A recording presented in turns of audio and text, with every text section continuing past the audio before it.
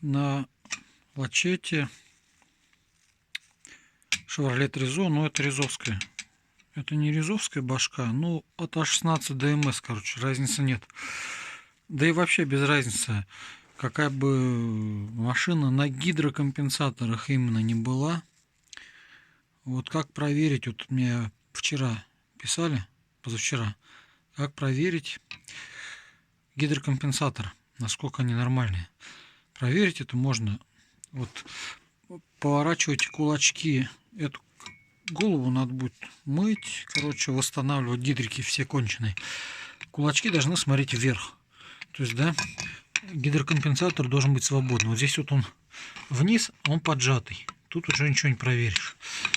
Ну да, то есть надо повернуть сначала распредвалы, чтобы поднялись кулачки. Вот он вверх смотрит, да. То есть гидрик у нас не зажат. И в таком положении надо пытаться засунуть, ну, аккуратненько, ну, отверточку какую-нибудь, допустим. Если вот вы пытаетесь, она никак не лезет туда особо-то, ну, с каким-то усилием, да, чуть-чуть может гидрик прожиматься. А если она вот так вот у вас, вот прям без усилий, или вообще вот так вот,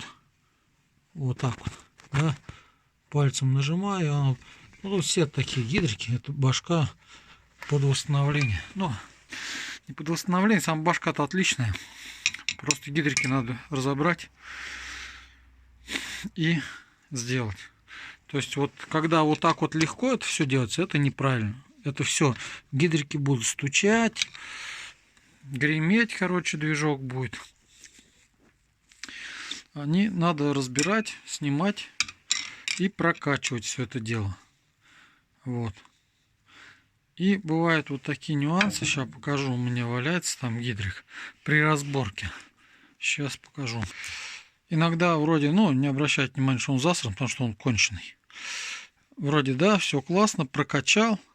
Хотя нет, вот это прокачан. У меня там есть хороший. Короче, смысл в чем? Выбиваешь ты гидрокомпенсатор. Да, то есть вот его разобрал. Или дощечку здесь берешь, ну, как бы ложишь там. Я обычно вот так чуть придерживаю, полмиллиметрика, да, там зазорчик. И сверху бью деревяшкой.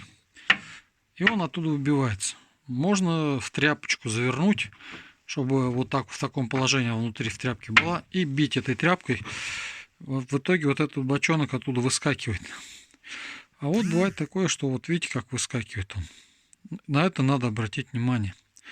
Потому что если будет вот такая вот откол, гидрик у вас, я думаю, не будет работать. И вот на моей практике у меня случалось такое несколько раз. Стучишь, не вылазит, смотришь, или вылез, а смотришь внутрь, вот такой вот откол там случается, да. Ну и все, это понятно, что компенсатор уже не годен. Потому что у меня их там куча целая, поэтому я мог пожертвовать. Вот, в общем, вот так вот. И вот после сборки вот это вот такого вот не должно. Вот проминания быть не должно. Видно, да, проминается. Он должен прям жесткий. Пальцами его нельзя, короче, прожать. Вот так вот.